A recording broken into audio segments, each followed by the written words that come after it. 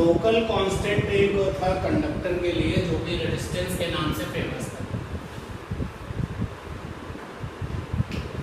Local इसलिए कह रहे हैं कि हम उसको फिजिकल एफर्ट्स करके बदल सकते हैं, एक्सटर्नल चेंजेस करके भी इसको बदल सकते हैं। ये था रो एल बाई ए, और रो में क्या छिपा हुआ है यार, सिग्मा बराबर होता है N square tau by M, और रो बराबर होता है 1 बाई सिग्मा यानी N upon N square tau. यहाँ पर आप लिख सकते हो एम एल, यहाँ पर आ जाएगा एन स्क्वायर टाउ और साथ में ये ए। अब लेंथ, एरिया, ये सब हम बहुत जनरल वे में एक्सटर्नल तरीके से बदल सकते हैं। रेजिस्टेंस के इस फार्मूले में कुछ और चेंजेस करते हैं, ध्यान देना। आपके अपने सिलेबस में 99% केसेस में जो कंडक्टर होगा वो in form of the wire होगा, कंडक्टिंग वायर। और वायर के तरीके का जो ये कंडक्टर होगा देखने में सिलेंडर जैसा होगा, और उसकी ये वाली डायमेंशन लंबाई के नाम से फेमस होगी, और ये वाली डायमेंशन ए फॉर एरिया हो जाएगी, क्रॉस सेक्शन एरिया। अगर हम अपने इस कंडक्टिंग वायर का मास निकालें तो मास ऑफ कंडक्टर, ये जो छोटा वाला एम ये देख रहे हो ना, छोटा वाला एम तो इलेक्ट्रॉन का मास है, और ये जो है वो क्रॉस सेक्शन एरिया है फ्लो के परपेंडिकुलर। क्योंकि जब कंडक्टिंग वायर में करंट बनेगी तो या तो इलेक्ट्रॉन ऐसे फ्लो करेंगे लेंथ के अलॉन्ग, या फिर ऐसे फ्लो करेंगे। हमेशा लेंथ के अलॉन्ग ही फ्लो करेंगे इलेक्ट्रॉन, और लेंथ के अलॉन्ग अगर फ्लो करेंगे तो परपेंडिकुलर एरिया, फ्लो के परपेंडिकुलर जो एरिया होता है वो क्रॉस सेक्शन एरिया होता है। तो ए यहाँ पर क्रॉस सेक्शन एरिया है, क्रॉस सेक्शन एरिया मतलब एरिया परपेंडिकुलर टू फ्लो। बाकी एल आपको दिखाई दे रहा है, length of the conducting wire है। स्मॉल एन हमें पता ही है, number of charge, number of electrons per unit volume, small E electron per charge, tau relaxation time. Mass of conductor is capital M. तो ये हो जाएगा, किस तरीके से निकलेगा, मास बराबर वॉल्यूम इनटू डेंसिटी, मास बराबर वॉल्यूम इनटू डेंसिटी, और वॉल्यूम बराबर होता है area into length, volume is equal to area into length, और साथ में है आपका डेंसिटी। मास बराबर है वॉल्यूम इनटू डेंसिटी, तो अब रिजल्ट आ गया मास बराबर A for area, L for length, T for density. तो यहां से एल की वैल्यू निकल आएगी M by A T. Resistance का ऐसा फार्मूला जिसमें एल फॉर लेंथ गायब हो जाए, तो आर बराबर है rho L by A, R बराबर है रो बाई ए। देखो यार, एल फॉर लेंथ को गायब कर देते हैं, एल फॉर लेंथ की जगह पर आ गया capital M upon A T. Copy करते समय इस बात का ध्यान रखना कि पूरे कंडक्टर के मास को कैपिटल एम से लिखा हुआ है। आर बराबर हो गया rho M by T A square. ये रेजिस्टेंस का एक ऐसा फार्मूला आया जहां पर कंडक्टिंग वायर की लेंथ नहीं है, जो आया इसको लिख दिया जाए रो कैपिटल एम अपॉन में टी ए स्क्वायर, ये आ गया। अब हम ऐसा करते हैं कि ए को गायब करते हैं, तो ए बराबर आ जाएगा एम बाई एल डी। तो कैपिटल आर बराबर है rho L by A, capital R बराबर है रो एल, और ए की जगह पर लिख सकते हैं एम बाई एल डी। ये आ जाएगा rho T L square by M. Resistance के इस वाले फार्मूले में एरिया मिसिंग है, तो जो निकल के आया है वो ये rho D L square by capital M. Local constant हम इसलिए कह रहे हैं रेजिस्टेंस को, क्योंकि एक्सटर्नल फीचर बदलने से बदल जाएगा। हम लेंथ को बदलते ही बदल जाएगा, और लेंथ को बदलना एक एक्सटर्नल फीचर है। जो कंडक्टिविटी है वो लोकल कांस्टेंट नहीं है, क्योंकि वो इंटरनल पैरामीटर से बना हुआ है। कंडक्टिविटी जो था सिग्मा बराबर N square tau by M, देखो इसमें कोई भी ऐसी चीज नहीं है जो एक्सटर्नल हो। नंबर ऑफ इलेक्ट्रॉन्स कहाँ मिलेंगे? अंदर मिलेंगे। इलेक्ट्रॉन का मास कहाँ होगा? अंदर होगा। रिलैक्सेशन टाइम की फिनोमेना कहाँ होगी? अंदर होगी। सब इंटरनल है। तो सिग्मा जो है वो आपका लोकल कांस्टेंट नहीं है, और इसी से बना हुआ है रेजिस्टिविटी। रेजिस्टिविटी भी लोकल कांस्टेंट नहीं है, लेकिन रेजिस्टेंस को हम लोकल कांस्टेंट कह रहे हैं क्योंकि इस ये रिजल्ट में कुछ टर्म्स ऐसे हैं जो एक्सटर्नल फीचर्स रखते हैं। L for length, A for area, ये एक्सटर्नल फीचर्स हैं। सारे के सारे फार्मूले रेजिस्टेंस को लेकर के बोर्ड पर लिखे हुए। ये वाला फार्मूला वर्ल्ड फेमस है, शायद ही कोई बच्चा होगा जिसको ना पता हो, बट बहुत कम लोगों को ये रिजल्ट और ये रिजल्ट पता है। कई सारे क्वेश्चन इस पर होंगे और इसी से ये बन जाता है। तो कंडक्टिंग वायर के रेजिस्टेंस के सारे फार्मूले आपको रटे होने चाहिए, हल्की फुल्की जो प्रॉब्लम्स होगी उनके लिए। नोट करिए पहले आप रिजल्ट्स को, फिर हम इस पर क्वेश्चन देखते हैं कैसे मिलेंगे। किसी भी कंडक्टिंग वायर का जो रेजिस्टेंस है उसके ऑल पॉसिबल फार्मूले बोर्ड पर लिखे हुए, सारे के सारे फार्मूले बोर्ड पर। अब छोटी बड़ी मिला करके इन रिजल्ट्स पर कई सारी प्रॉब्लम्स हैं। अब इन सारे फार्मूलों में जो ये L है ये क्या है? कॉन्फिडेंस से कह सकते हो लेंथ ऑफ कंडक्टिंग वायर, क्योंकि हमने ये सारे रिजल्ट्स वायर से कंडक्टर के लिए काउंट किए। L का मतलब 100% लेंथ बनेगा, length of conducting wire. A जो है वो क्रॉस सेक्शन एरिया है। मैं रिपीट कर रहा हूँ जिससे कि आप यहाँ से जब क्वेश्चन पे करें फिर से कहीं ये ना भूल जाए कि कौन क्या था। और कैपिटल M जो है वायर मास है, वायर मास। जो D है वो डेंसिटी है, डेंसिटी ऑफ वायर मटेरियल। जो अभी बिल्कुल लेटेस्ट नए नए इंट्रोड्यूस हुए हैं टर्म्स, उनकी बात कर लेते हैं। स्मॉल m इलेक्ट्रॉन का मास है। तो मेरा क्वेश्चन आपसे ये है, अगर हम गिवन कंडक्टिंग वायर को मोड़ें, फोल्ड करें या खींचें, तो क्या चीज उसमें बदलेगी और क्या चीज नहीं बदलेगी? क्वेश्चन ध्यान से सुन लेना। पहला क्वेश्चन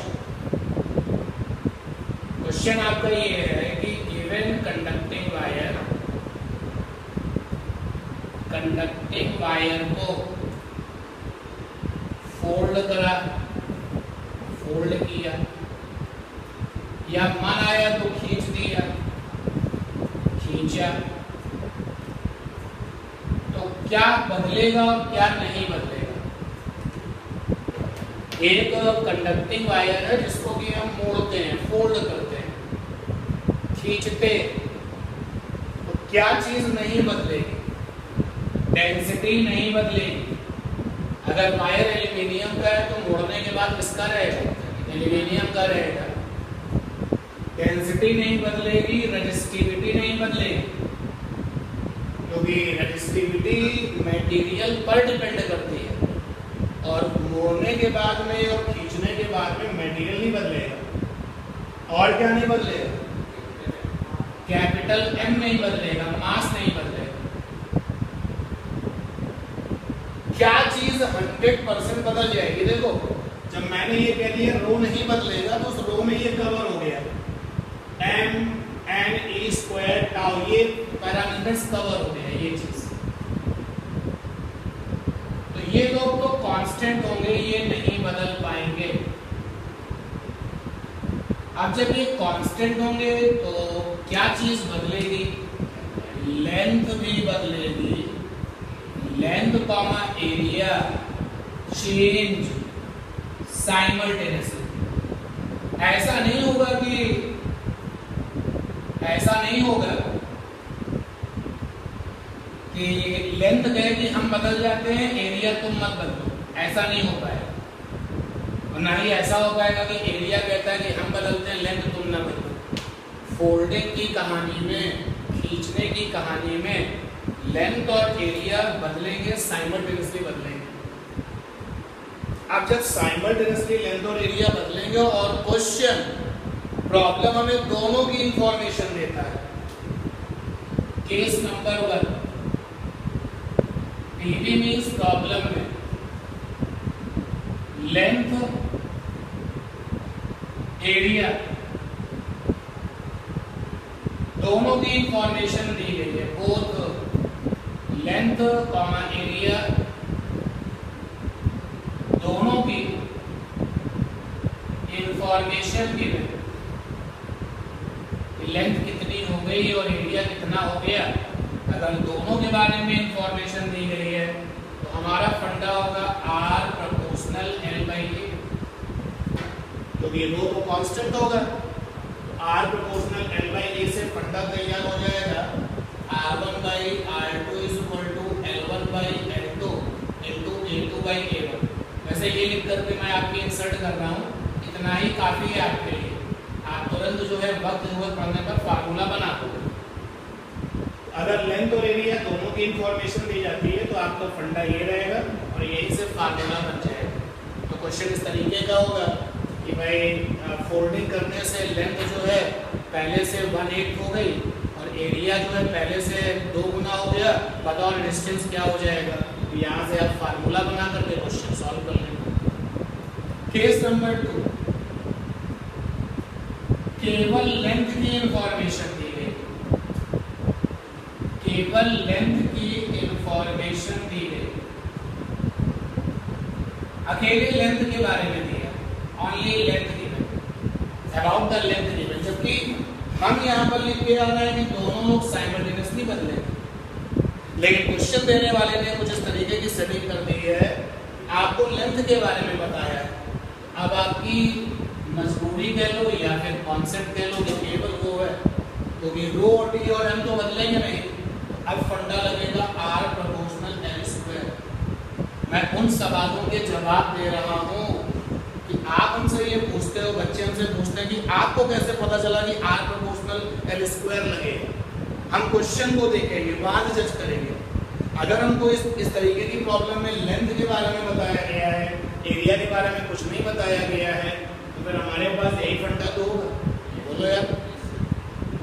और यहाँ से केस नंबर 3 पर चलते हैं। ओनली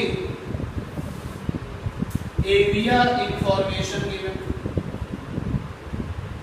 अगर हमको केवल एरिया के बारे में पता है, ओनली एरिया इंफॉर्मेशन गिवन। अगर एरिया के बारे में पता है तो अपना फंडा ये रहेगा, कौन सा फंडा, R प्रोपोर्शनल 1/A। यहाँ थोड़ा ट्विस्ट जरा देख लें। जो वायर है वो सिलिंड्रिकल बॉडी है, वायर जो है वो सिलिंड्रिकल बॉडी है और रेडियस भी होगी इसके पास स्मॉल r। अगर हम आपसे क्रॉस सेक्शन एरिया निकलवाएं, ये जो क्रॉस सेक्शन एरिया है वो निकालोगे कैसे, A बराबर होगा πr²। तो यहाँ से A² = π²r⁴। पाई तो यहाँ पे कांस्टेंट है, A² proportional r⁴। And you know very well कि रेडियस का r प्रोपोर्शनल टू डायमीटर होता है। Diameter is capital D। तो आप जो है इसको कैपिटल D की पावर 4 भी लिख सकते हो। तो sometimes you have a problem like this कि क्वेश्चन में रेडियस के बारे में पता है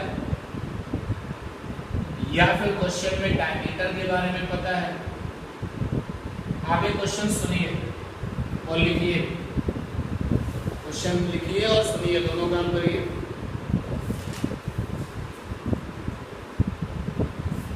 on stretching conducting wire, on stretching conducting wire, on stretching conducting wire, radius become half of its initial value. Radius become half of its initial value. Radius become half of its initial value. Then resistance will be. अब आप बताइए will be के बाद क्या लिखोगे? दुगना हो जाएगा, आधा हो जाएगा, कितना हो जाएगा बताइए? वैसे ये क्वेश्चन सेट होगा तो ऑप्शन दिए जाएंगे। आपका फंडा सिलेक्शन किसका होगा? केस 3 का ना। कौन सा फंडा ले रहा होगे? R proportional 1 upon small r की पावर 4। यहाँ से फंडा बनाओगे R1 बाई R2 और ये R2 by R1 whole power 4। R1 means R, R2 means R dash. R1 माने पहले रेडियस, नई वाली रेडियस क्वेश्चन के अकॉर्डिंग R नहीं हो गई। यहाँ से R by R dash is equal to 1 upon 2 की पावर 4। 2 की पावर 4 क्या 16 आता है?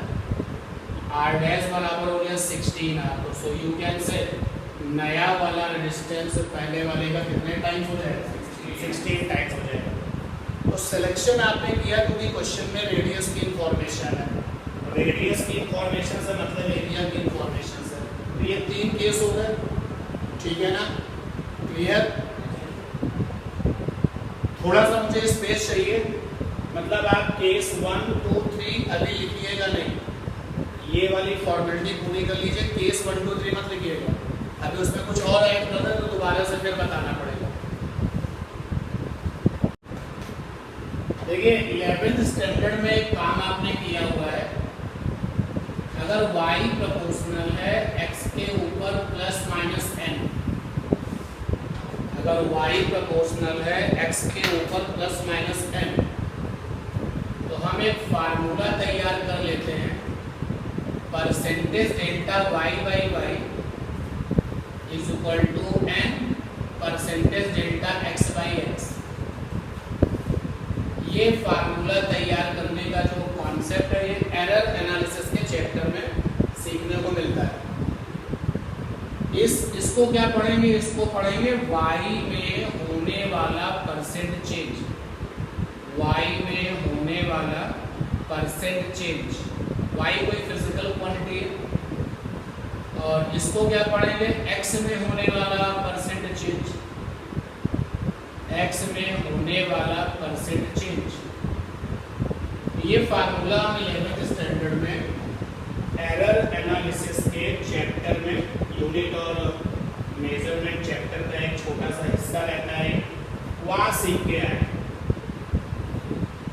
लेकिन इस फार्मूले का जो ड्रॉबैक है वो ये जो फार्मूला है ये वैलिड है अप टू 10%। अप टू 10%, मतलब जो आप देख रहे हो देखो ये है, और जो आप इसको देख रहे हो y और x फिजिकल क्वांटिटीज हैं। जो लोग दिए जाएंगे वो 10% से कम होंगे, जो लोग दिए जाएंगे वो 10% से कम होंगे, और जिनका हम पीछा करेंगे वो भी 10% से कम होंगे। 10% से ऊपर चला जाए तो ये फंडा काम नहीं करता। तो देखिए जब हम ये 11th स्टैंडर्ड का फंडा जानते हैं, केस नंबर 2 में एक फंडा बना सकते हैं। Percentage delta r by r बराबर 2 percentage delta l by l। अगर मुझे ये क्वेश्चन मिलता है कि भाई वायर को खींच करके लंबाई को 0.2% बढ़ा दिया, बताओ रेजिस्टेंस में कितने परसेंट का चेंज आएगा? सीधे सीधे लंबाई में होने वाला परसेंट चेंज दिया गया है, रेजिस्टेंस में होने वाला परसेंट चेंज निकालना है, बात बन जाएगी। और यहाँ से भी देखो बना सकते हो, इसको लिख सकते हो r प्रोपोर्शनल e की पावर -2 या फिर प्रोपोर्शनल -4 या फिर प्रोपोर्शनल -4। यहाँ से आप फंडा बना सकते हो percentage delta r by r। अगर आप एरिया को सेलेक्ट करते हो तो ये हो जाएगा 2 percentage delta a by a। Percentage delta a by a को बोलेंगे एरिया में होने वाला परसेंटेज। अगर ये और ये रिलेशन है तो percentage delta R by R is equal to 4 percentage delta small R by R. Small R is stand for the radius.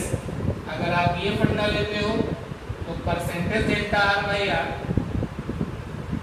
Is equal to 4 percentage delta D by D. यह D से capital D से for the timing. But एक समस्या है कि चाहे ये result हो या ये हो, इस फंडे से बनने वाले जो रिजल्ट्स होते हैं वो केवल 10% तक काम करते हैं। एक क्वेश्चन लिखो,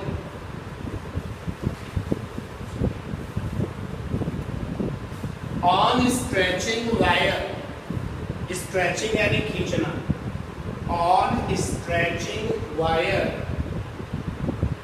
लेंथ चेंजेस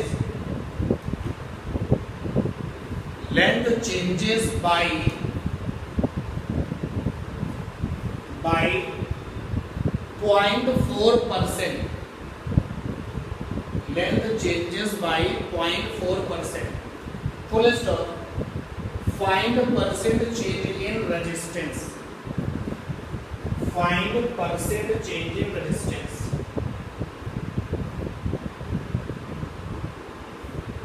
तो ये जो क्वेश्चन है ये खींचने का है और इस क्वेश्चन में केवल किसकी इंफॉर्मेशन है? लेंथ की। ये क्वेश्चन खींचने का है, वायर को खींचा गया है और क्वेश्चन में केवल किसके बारे में बताया गया? लंबाई के बारे में। बट लंबाई के बारे में जो चीज दी गई है वो परसेंट में दी गई है। क्या हम इस वाले फंडे को लगाने की हिम्मत करें? बोलो हाँ, क्योंकि जो चीज दी गई है वो 10% से क्या है? कम है। तो नियर अबाउट 10% तक ये फंडा काम करता है। और तो लंबाई में होने वाला परसेंट चेंज क्वेश्चन में कितना दिया? 0.4%। लीजिए रेजिस्टेंस में आने वाला परसेंट चेंज आ गया 0.8%। और क्योंकि हमें ये अच्छे से पता है कि लंबाई और रेजिस्टेंस प्रोपोर्शनल है, इसलिए लंबाई खींचने पर बढ़ेगी तो रेजिस्टेंस भी क्या होगा? बढ़ेगा। क्वेश्चन कर लो और ये फिर केस 1 2 3 नोट कर लीजिए। लिखिए भाई ये क्वेश्चन और खींचने वाली कहानी से रिलेटेड है। Length of conducting wire, length of conducting wire changes by 40%. Length of conducting wire changes by 40% during stretching. During stretching, find percent change in resistance of wire. Find percent change in resistance of wire. Length of conducting wire changes by 40% during stretching. Find percent change in resistance. Find percent change in resistance of wire. देखो इस वाले question में खींचना शामिल है कि नहीं पहले बताओ। स्ट्रेचिंग शामिल है, स्ट्रेचिंग शामिल है, yes sir. Only length information है क्योंकि मुझे तो पता है कि एरिया लेंथ दोनों बदलते हैं। ओनली लेंथ इंफॉर्मेशन है, ओनली लेंथ इंफॉर्मेशन। हाँ भाई केवल लेंथ के बारे में बताया गया, एरिया के बारे में कुछ नहीं बताया गया। तो फंडा क्या होगा? R proportional L square. अब अगर गलती से एग्जाम वाले दिन आपने ध्यान नहीं दिया और आपने ये फंडा लगा दिया और ये क्वेश्चन अगर ऑब्जेक्टिव है तो यकीन मानिए कि कॉन्फिडेंस बढ़ाने के लिए ये जो गलत आंसर आने वाला है वो ऑप्शन में होगा जरूर। लंबाई में होने वाला परसेंट चेंज क्वेश्चन में 40 दिया गया, ये 80% आपने आंसर निकाल दिया और ये आपका जो गलत आंसर है वो किसी ऑप्शन में दिख रहा होगा, बट ये गलत है क्योंकि आपने याद नहीं रखा उस बात का कि this result is valid up to 10%। अब क्या करें? क्वेश्चन को कैसे करें? इस बेसिक फंडे से करें। यानी R1 by R2 is equal to क्या, L1 बाई L2 का होल स्क्वायर। R1 माने R, R2 माने R डैश, L1 माने L और L2 मीन्स 140 L बाई 100। समझो बात को कैसे, L1 बराबर L, L2 बराबर होगा L प्लस L का 40%। स्ट्रेचिंग का केस है तो लंबाई बढ़ी होगी ना, एक्चुअली जो 40% है ये बढ़ा है। तो अगर पहले वाला लंबाई L था तो बाद वाला क्या हो गया, L प्लस L का 40%। जब आप इसको फर्दर करोगे सॉल्व तो L तो 40 बाई 100, ये हो जाएगा 140 L बाई 100। L2 की जगह पर वही लिखा हुआ है और ऊपर ये होल स्क्वायर, यहाँ से R बाई R डैश आ गया 100 बाई 140 होल स्क्वायर। मिनिमाइज कर लो भाई, 0 0 5 और 7, तो R डैश की वैल्यू आ गई 49 R बाई 25, ये R डैश आ गया। यूनिवर्सल फंडा क्या है, परसेंट चेंज निकालने का, परसेंट चेंज निकालने का यूनिवर्सल फंडा क्या है, तो कभी फेल नहीं होता। तरीका होता है फाइनल वैल्यू और माइनस का इनिशियल वैल्यू अपॉन में इनिशियल वैल्यू और इनटू में 100, ये है यूनिवर्सल फंडा।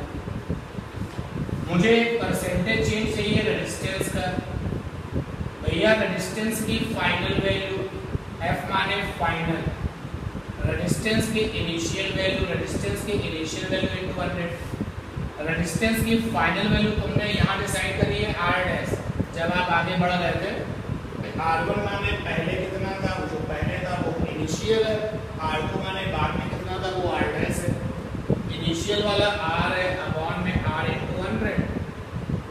R डैश की वैल्यू है 49 R by 25 minus R by R into 100। Solve करेंगे तो आएगा 49 और 25 2, और इधर आ जाएगा आपका 25 4 4 जा 60, ये आएगा 96%। तो रेजिस्टेंस में होने वाला जो परसेंट चेंज है एक्चुअली कितना 96 है और आपको क्या मिल रहा है 80, काफी बड़ा डिफरेंस है। अच्छा, लंबाई में होने वाला परसेंट चेंज अगर 10% से नीचे है तब तो हम सीधे सीधे इस फंडे को लगा सकते थे। बोलो भाई,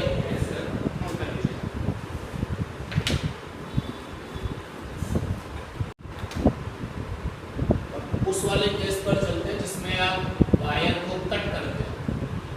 R बराबर है रो L बाई A। मेरा वो वाला फार्मूला बोल दीजिए जिसमें A नहीं रहता, क्या था, rho B L square by M। Check कर ले, ठीक है। और फिर वो फार्मूला बोले जिसमें L नहीं रहता, रो M by D A square. ये फार्मूले आपके पास है रेजिस्टेंस के। अगर आप वायर को कट करते हो, इसमें कट करने की चॉइस लेंथ के परपेंडिकुलर ही है। If wire divided into parts, बताइए क्या बदलेगा और क्या नहीं बदलेगा। अगर आप वायर को डिवाइड करोगे तो जो टुकड़े आपको मिलेंगे उनका रो नहीं बदलेगा, उनका डी नहीं बदलेगा और उनका कुछ कोई फीचर तो नहीं बदलेगा, ये तो नहीं बदलेगा। क्योंकि वायर अगर एल्यूमिनियम का है तो कटने के बाद जो टुकड़े आएंगे वो भी एल्यूमिनियम के ही आएंगे, मेटेरियल प्रॉपर्टी सेम तो नहीं बदलने वाले हैं। क्या चीज़ बदलेगी, एल बदलेगा और एरिया भी तो नहीं बदलेगा, एरिया भी तो नहीं बदलेगा, क्रॉस सेक्शन एरिया बोलो नहीं बदलेगा। लेंथ के परपेंडिकुलर कट करोगे जब, समझ पा रहे हैं ना, लेंथ के परपेंडिकुलर एरिया नहीं बदलेगा। तो जो बदलेगा वो होगा लेंथ और क्या बदलेगा, एम। ये वेरी करेंगे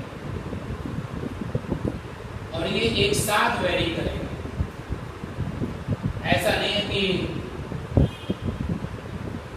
लेंथ बदले और मास ना बदले, ये एक साथ वेरी करेंगे। अकॉर्डिंग टू द क्वेश्चन आप कॉन्सेप्ट जज कर लेना। अगर आपके पास में लेंथ की इंफॉर्मेशन है r proportional m, if only length information given, length information given,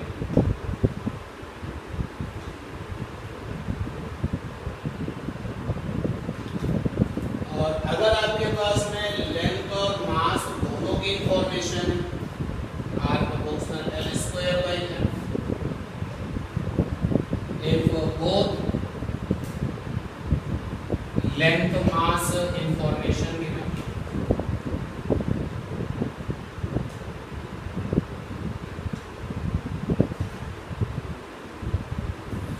अगर आपके पास केवल मास की इंफॉर्मेशन है तो r proportional m, सबको देख सकते हो, एक रिजल्ट यहाँ से बना, एक यहाँ से बना, एक यहाँ से बना। if only mass information, question ने कहा कि हमने वायर को 3 टुकड़ों में काट दिया, इस तरीके से काट दिया कि उनके मासेस ऐसे ऐसे ऐसे, लेंथ के बारे में नहीं बताया, आप सीधे फार्मूला यहाँ से पिक कर लें, ठीक है ना। और लेंथ के बारे में बताते हैं तो ये लेंथ और मास दोनों बताते हैं।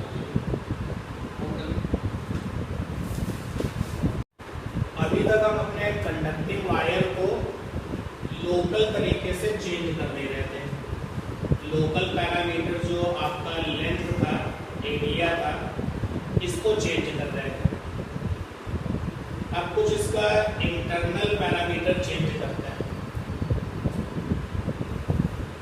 तो नेक्स्ट आपके पास में है conducting wire as it is आपके पास है। For conducting wire all about the resistance formula लिखा हुआ है, कौन कौन से टर्म में क्या रिप्रेजेंट करते हैं ये अब आपको पता है। ये यहाँ पे डेंसिटी ऑफ द वायर है। अब हमने एक स्टैंड लिया कि temperature change without any change in dimension। Dimension का मतलब यहाँ पे लंबाई से है, थिकनेस से है। हम इतना टेम्परेचर नहीं चेंज कर रहे हैं कि वहाँ पे एक्सपेंशन हो जाए। भाई ये वायर है अपने पास, ये कंडक्टिंग वायर, इसकी ये वाली डायमेंशन L है और ये वाली डायमेंशन रेडियस है और ये वाली डायमेंशन डायमीटर है। डायमीटर को वायर की थिकनेस भी कहेंगे। ये वाली डायमेंशन है और डायमीटर है, तो इनमें कोई चेंज नहीं आ रहा। टेम्परेचर बदल रहा है लेकिन इनमें कोई चेंज नहीं आ रहा, यानी कि कोई थर्मल एक्सपेंशन वाला केस नहीं है, ये मतलब है यहाँ कहने। तो क्या चीज बदलेगी और क्या चीज नहीं बदलेगी। अगर ये काम हम करते हैं temperature change without any change in dimension, तो चलिए सोचिए, बताइए क्या नहीं बदलेगा। देन लेंथ नहीं बदलेगी, एरिया नहीं बदलेगा और डेंसिटी नहीं बदलेगी और मास नहीं बदलेगा और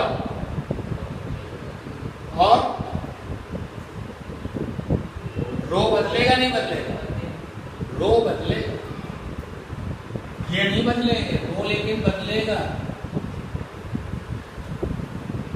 रो बदलेगा। क्यों बदलेगा एक्सप्लेन करते हैं। ये रो बराबर है 1/सिग्मा और सिग्मा की वैल्यू ओरिजिनल वाली आपको पता है, तो ये हो जाएगा आपका सिग्मा था N square tau by M, M upon N square tau, तो रो बराबर है M upon N square tau.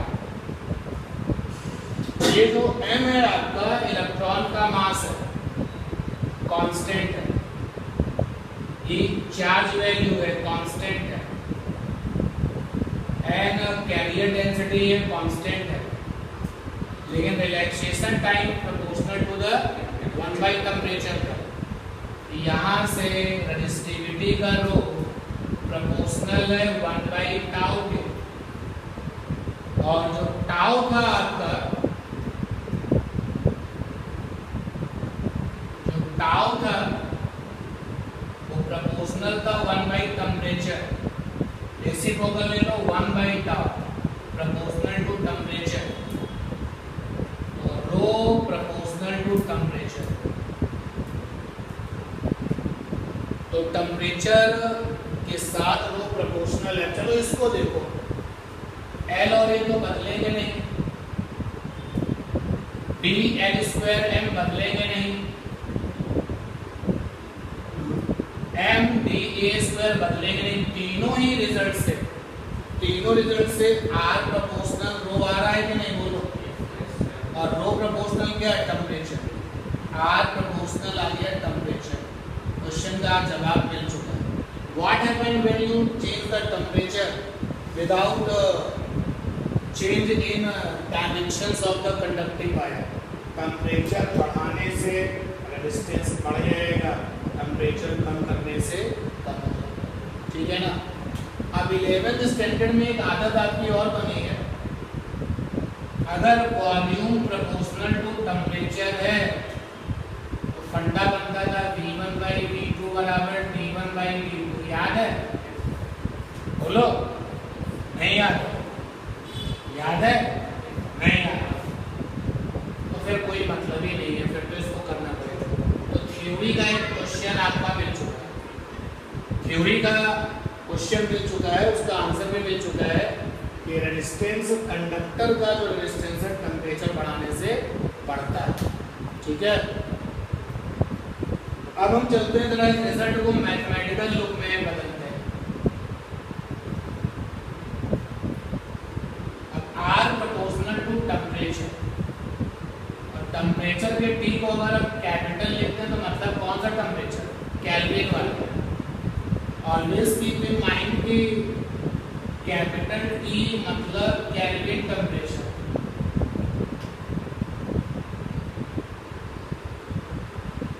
Small T मतलब डिग्री सेल्सियस टेम्परेचर। यहाँ से फंडा तैयार हो जाएगा R1 बाई R2 बराबर T1 बाई T2। अब अगर हम यहाँ पर एक्सेस सेट कर लें, यहाँ पर ले लें केल्विन टेम्परेचर और यहाँ पर ले लें रेजिस्टेंस कैपिटल आर और kelvin temperature is capital T, जब दोनों डायरेक्टली प्रोपोर्शनल होते हैं तो ग्राफ की सीधी लाइन ओरिजिन से पास होती है। आर प्रोपोर्शनल कैपिटल टी है, ठीक है। अब देखिए इसी से रिजल्ट और बनाते हैं जिसमें कि डिग्री सेल्सियस शामिल होगा। आइए यहाँ पर अब हम इस रेजिस्टेंस टेम्परेचर के रिजल्ट को डिग्री सेल्सियस में बदलते हैं और साथ ही साथ इनिशियल टेम्परेचर 0 भी लेके आगे बढ़ते हैं। मैं आपको उस रिजल्ट की तरफ ले जाना चाहता, जैसे आपको याद होगा L बराबर था L0 ब्रैकेट में 1 plus alpha delta T length के केस में, कुछ भी याद नहीं है, कोई बात नहीं। मैं तो हाँ लीनियर एक्सटेंशन में मिला था, कुछ उसी तरीके का फार्मूला ये मिलने वाला है, देखना कैसे। ये रिजल्ट आ चुका है, रिपीट करते हैं। फंडा है R1 बाई R2 बराबर T1 by T2, capital T का मतलब है केल्विन टेम्परेचर। यह सिचुएशन देखो हमारे पास अवेलेबल है, तो इनिशियल टेम्परेचर जो है वो है 0 डिग्री सेल्सियस। इनिशियल टेम्परेचर है 0 डिग्री सेल्सियस और उस समय एट 0 डिग्री सेल्सियस टेम्परेचर जो रेजिस्टेंस है वो कंडक्टिंग वायर का रेजिस्टेंस ऑफ कंडक्टिंग वायर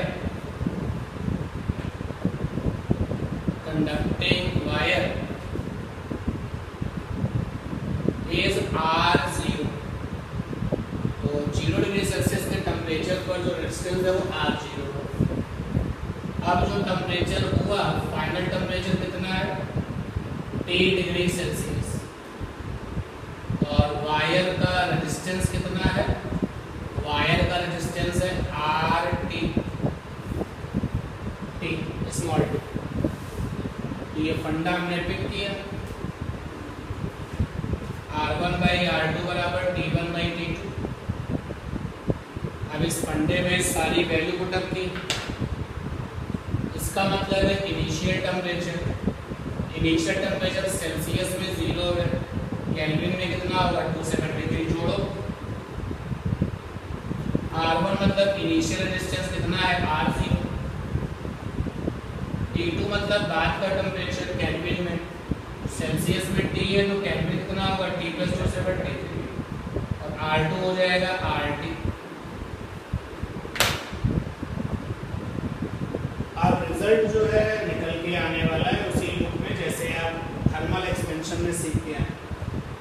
इसको अगर हम क्रॉस मल्टीप्लाई करें रीअरेंज करें तो यह आ जाएगा R0 T+273 अपॉन में 273। ये आ जाएगा RT is equal to R0 273/273 plus T/273। R0 bracket में 1 प्लस 1/273 साथ में स्मॉल। देखो इनिशियल टेम्परेचर हमने 0 लिया है, बाद वाला टेम्परेचर T डिग्री सेल्सियस लिया है।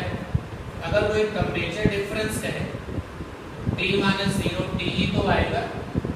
बोलो आप स्मॉल t को क्या कह सकते हो temperature difference, because initial was 0। ये जो 1/273 है ये 1/273 is a constant called resistance temperature coefficient।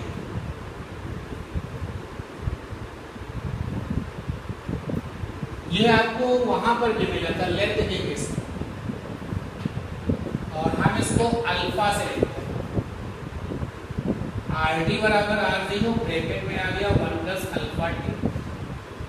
जैसे 11th स्टैंडर्ड में वॉल्यूम बराबर आता था V0 ब्रैकेट में 1 प्लस गामा टी, लंबाई बराबर होता था L0 1 प्लस अल्फा टी। वहां पे अल्फा को बोलते थे लीनियर एक्सपेंशन कोएफिशिएंट।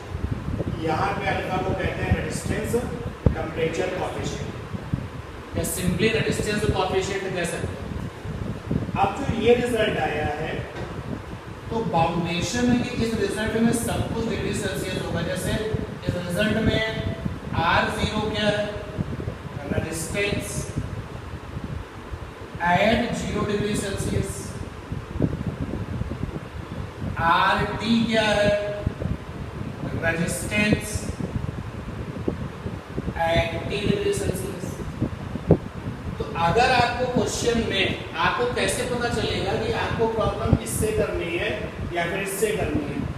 अगर आप एक ऐसा क्वेश्चन देखते हो जहां पर 0 डिग्री सेल्सियस का रेजिस्टेंस अवेलेबल है या उसके बारे में कोई बात हो रही है, तो 0 डिग्री सेल्सियस का रेजिस्टेंस अगर अवेलेबल है या उसके बारे में कोई बात हो रही है तो उसको एंगेज करना पड़ेगा। यही फार्मूला तो जहाँ पे R0 आ रहा है बोलो। और अल्फा यहाँ पर क्या है temperature coefficient, resistance temperature coefficient. इसके बारे में भी अगर क्वेश्चन में कोई इंफॉर्मेशन है तो आप इसी फार्मूले को चुनो। अब इस पर कई सारे रिजल्ट्स बनते हैं, अभी मैं दिखाता हूँ आपको। आप पहले यहाँ तक आइए। एक सिचुएशन हमने सेट की है जिसमें कि फार्मूला तो यही है R1/R2 बराबर T1/T2। और अब सिचुएशन सेट करी है कि इनिशियल टेम्परेचर था 0 डिग्री सेल्सियस और 0 डिग्री सेल्सियस का जो टेम्परेचर था, टेम्परेचर पर रेजिस्टेंस ऑफ कंडक्टिंग वायर है R0। R0 resistance of conducting wire eight 0 degree Celsius. बाद में टेम्परेचर हो गया फाइनल वाला T डिग्री सेल्सियस और वायर का रेजिस्टेंस हो गया RT। तो टेम्परेचर डिफरेंस अगर निकालें तो T से 0 हो जाएगा माइनस, तो T रहेगा 0 डिग्री सेल्सियस के करस्पॉन्डिंग जो टेम्परेचर आएगा उसको आप टेम्परेचर डिफरेंस भी कह सकते हो। तो चाहे आप इस T को फाइनल वाला टेम्परेचर को या फिर टेम्परेचर डिफरेंस को, फंडा लिया R1/R2 बराबर T1/T2। T1 पहले वाला टेम्परेचर 0 है, लेकिन कैपिटल का T केल्विन होता है तो 0 + 273। T2 बाद वाला टेम्परेचर T है, सेल्सियस में है, केल्विन कैसे बदलेंगे 273। R1 पहले का रेजिस्टेंस 0 पर जो रेजिस्टेंस है वो R0 या R1 बन जाएगा, और R2 जो है वो T डिग्री सेल्सियस वाला हो जाएगा। तो इसको हमने क्रॉस मल्टीप्लाई किया, रिजल्ट ये आ गया। 273 को अलग अलग डिवाइड कर दिए, सिचुएशन यहाँ आ गया। ये जो 1/273 that is called the temperature coefficient. Resistance के केस में आ रहा है इसलिए रेजिस्टेंस टेम्परेचर कोएफिशिएंट अल्फा से लिखते हैं। फंडा बन गया RT बराबर R0 ब्रैकेट में 1 + अल्फा T। इस फंडे की सबसे इम्पोर्टेंट बात ये है, इस फंडे का जो T है स्मॉल वाला वो डिग्री सेल्सियस टेम्परेचर है। और अगर आपको क्वेश्चन में अल्फा की कोई हिंट समझ में आती है, 0 डिग्री सेल्सियस पर कोई बातचीत होती है, आप इस फंडे को पिक करिए।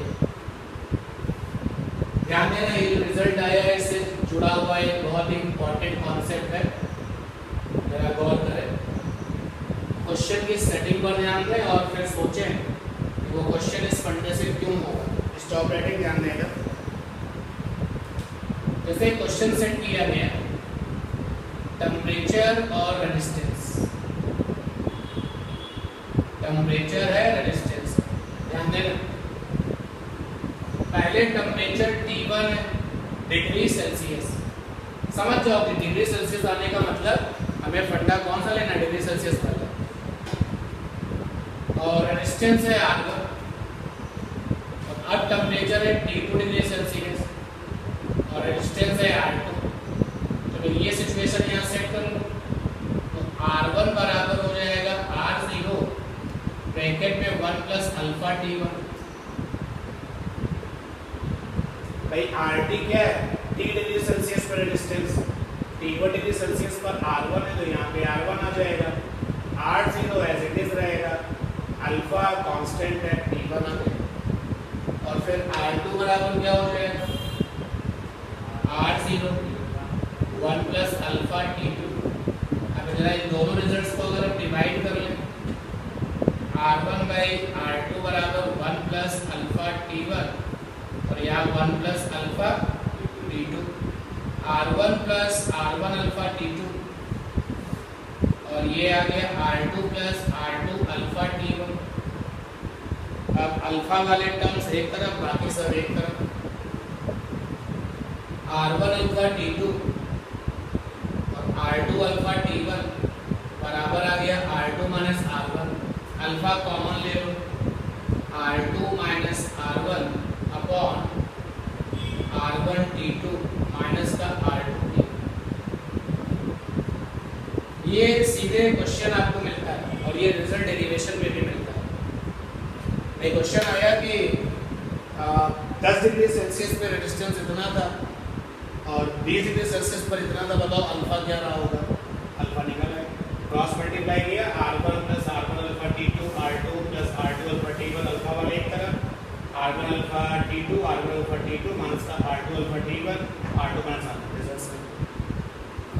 सबसे जो जानदार क्वेश्चन है वो ये है जहाँ पे टोटल 6 टर्म होते हैं। देखना ये जो रिजल्ट है ये अपने आप में एज इट इज प्रूफ भी आता है और इस रिजल्ट पर क्वेश्चन भी आता है न्यूमेरिकल सीधे सीधे। जो ये रिजल्ट है जरा इस पर ध्यान, टेम्परेचर और रेजिस्टेंस। यहाँ 6 लोग होंगे, 6 लोग में 5 हमें पता होंगे और छठवां मिसिंग होगा, उसका पता लगाना होगा। टेम्परेचर है T1 डिग्री सेल्सियस, रेजिस्टेंस है R1, टेम्परेचर है T2 डिग्री सेल्सियस, रेजिस्टेंस है R2, टेम्परेचर है T3 डिग्री सेल्सियस, रेजिस्टेंस है R3। 1 2 3 4 5 6, इन 6 में 5 लोग हमें पता होंगे, छठा कैसा होगा, मिसिंग होगा। तो कैसे कनेक्टिविटी करें, देखो भाई यहाँ से आ जाएगा R1 बराबर R0 plus R0 alpha T1, सही है। पहले वाले केस को यूज कर लीजिए। और फिर R2 बराबर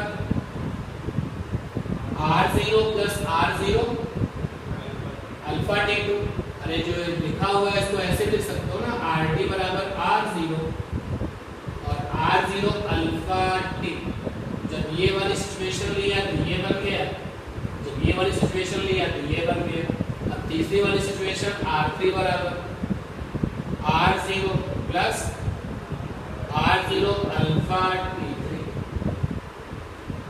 हम इन 6 लोगों को आपस में कनेक्ट करना चाहते हैं, जिससे कि 5 लोग हमें पता होगा तो छठा अपने आप आ जाए। इसको इक्वेशन 1 डाल दिया, इसको 2 दे दिया, इसको 3 दे दिया। अब हमने 1 से 2 वाली इक्वेशन माइनस की, देखें क्या मिला। तो 1 से 2 वाली इक्वेशन माइनस की तो R1 R2, ध्यान देना थोड़ा डायरेक्ट चलेगा। और पहली इक्वेशन से जब दूसरी वाली इक्वेशन माइनस करोगे तो ये तो गायब हो जाएगा। वहां क्या रह जाएगा, वहां रह जाएगा R0 अल्फा और ब्रैकेट में T1 माइनस T2। फिर हमने दूसरी वाली इक्वेशन से तीसरी वाली इक्वेशन माइनस कर दी। जब दूसरी वाली इक्वेशन से तीसरी वाली इक्वेशन माइनस कर दी तो देखो क्या होगा, ये तो कट हो जाएगा, इधर आ जाएगा R2 R3, इधर क्या आ जाएगा R0 अल्फा और T2 और T3। अब जो ये दोनों रिजल्ट्स आए हैं इनको आपस में डिवाइड कर लो, डिवाइड कर लो। जैसे आप डिवाइड करोगे तो इधर बनेगा R1 और R2 और इधर बनेगा R2 और R3, इस इक्वल टू में बनेगा T1 और T2 और ये क्या बनेगा T2 और T2। तो जब आपके सामने न्यूमेरिकल होगा तो ये 6 लोग में से 5 लोग आपके मिस दिए जाएंगे, एक मिसिंग होगा, निकाला है। एट ए टाइम जब ये क्वेश्चन आता है तो दिमाग नहीं काम करता कि 6 लोग में से 5 दिए जाए, क्या कनेक्टिविटी है, ऐसा कोई रिजल्ट है जो ये 6 लोग आपस में कनेक्ट करता हो, ये आगे। फिर से आप सुनिए, आप इस फंडे के बारे में कब सोचेंगे? अगर क्वेश्चन पढ़ते समय डिग्री सेल्सियस के टेम्परेचर है, छोटे वाले हैं, ये 50-60 डिग्री सेल्सियस के टेम्परेचर क्या माने जाते हैं, छोटे, तो आप समझ जाना कि फंडा ये लगेगा। क्वेश्चन को पढ़ करके अल्फा के बारे में सुनाई पड़े, अल्फा इज टेम्परेचर कोएफिशिएंट्स। अगर किसी क्वेश्चन में टेम्परेचर कोएफिशिएंट्स की हिंट आ रही है, दिया है या नहीं दिया है, हमें इससे मतलब नहीं, हिंट मिल रही है, तो आप इस फंडे को पकड़ लोगे, ठीक है ना। और जैसे आप इस फंडे को पकड़ लोगे, सबसे ज़्यादा जो वेरिएबल क्वेश्चन है वो ये, और बाकी तो फिर क्वेश्चन जनरल है।